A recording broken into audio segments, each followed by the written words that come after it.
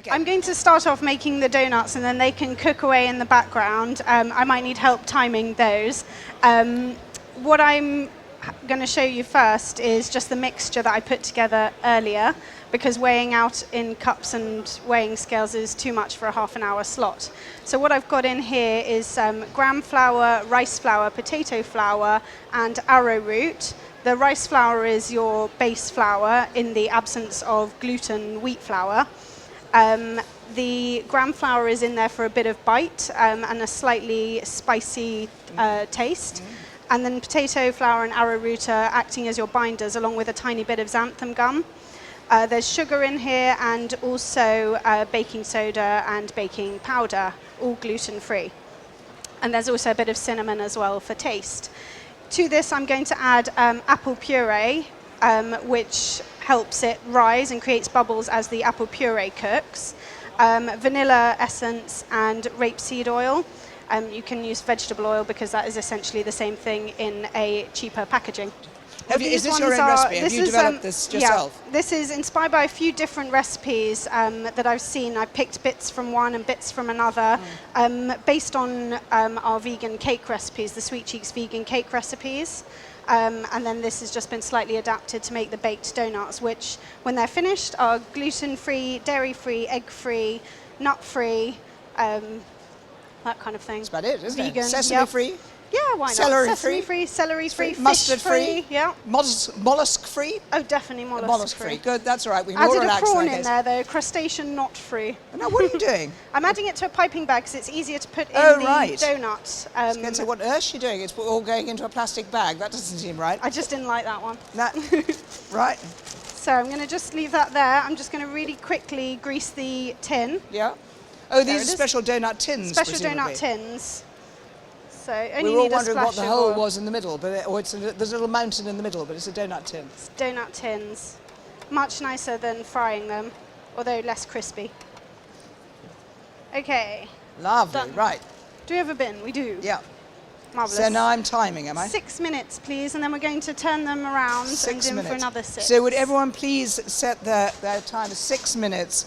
At 15:24, we have to tell her, okay? The next thing I'm going to do is just prepare the sea bass, which I'm going to fry, pan fry just at the end before serving. But for now, I'm going to almost like let it sit for a while in something called za'atar, which is a mix of oregano, marjoram, and thyme with a little bit of sumac and toasted sesame seeds in. You don't need to use sesame seeds if you want to make it sesame-free, but I think they add a nice toasty taste to this. So I'm just going to roll the sea bass. You can see from the setup that a lot of the flavors and things that I've got are quite Persian-y, Middle Eastern flavors and tastes. That's firstly because it's a passion of mine. I love the flavors, I love the textures and the colors, but also because Persian and Middle Eastern cuisine is naturally free from. So it's naturally, well, a lot of it is. They still do use egg and dairy and a lot of things and wheat. But for most of their dishes and their flavors, it lends itself to being free from. And that's something that I'm quite passionate about, is making things that are naturally free from without substituting. Although, as we've seen earlier, substitution is bloody brilliant. I'm now rethinking my whole ethos, thanks to you. So we're making the jeweled buckwheat. This is some buckwheat that I cooked earlier. It just saves me from the faff and stress of dealing with the timings of cooking buckwheat while I'm also trying to work out my donuts as well. So it's pre-prepared buckwheat. And to make it jeweled, I'm going to add in things that taste incredible but also look beautiful. So I'm adding loads of fresh herbs. There's tarragon, dill, and fresh mint. I'll also be adding in some pistachios that I'll bash away, some pomegranate seeds, and then a dressing made with pomegranate molasses and the rapeseed oil.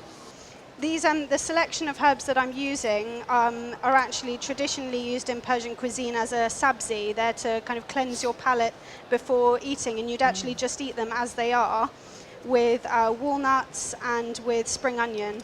I'm not sure how spring onion is a palate cleanser, but anyhow, that's what they use it for. I'm not the neatest chef ever, so I'm really sorry if any of these get splattered on you. I was going to say, you might get attacked by a pistachio nut there. Yeah. So again, you can take out the pistachios from this and make it nut-free as well. Presumably you could use something like pumpkin seeds. Exactly, If you pumpkin seeds work really well with this. You want something for the colour and also for the texture, the crunchy texture in there. And in here I've just got some flavoured salt. So I added in some rose petals into here. What else did I add? I added in, I think, just rose petals and Himalayan sea salt. That's impressive, because normally, I mean, I find salt grinders are really quite difficult a lot of the time, aren't they? An awful lot of them just don't grind. And I'd have thought putting rose petals in would make it quite kind of claggy, but it obviously doesn't. It works. It's all good. Yeah. Oh, look at that. That's Can I have probably some one of the intakes of easiest breath? salad there. Done. Right. Right, Okay. these might be done. How's our timing going? As I She's said, given up. I'm winging it. Right. It's given up now. Okay. They look good to Just me. check those two before I take them all out. Right. Oh, they're slithering around nicely. Is this another silicone gadget? This is the best spatula ever. When I moved house, this was the thing that I made sure that I took with me purely for doing these donuts. And is that also silicone? It is silicone, yeah. Not quite sure which of you is on a percentage of his silicone kitchen. We've started a fan club. Have you? Oh, right. It's got a Facebook page now? Yep, we're all ready to go. Fine. Good. Oh, yes. They look about done. We're all good. Oh, of course, you can all see from up there, can't you? I was going to say yes. I was going to pick one up to show you, but you can actually all see. Can you all see what's going? Let me just...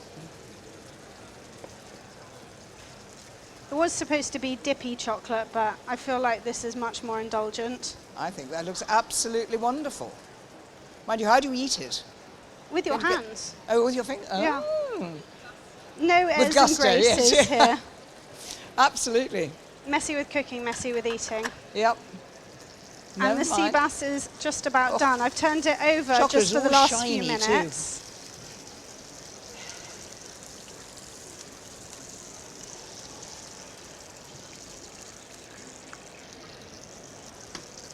There we go.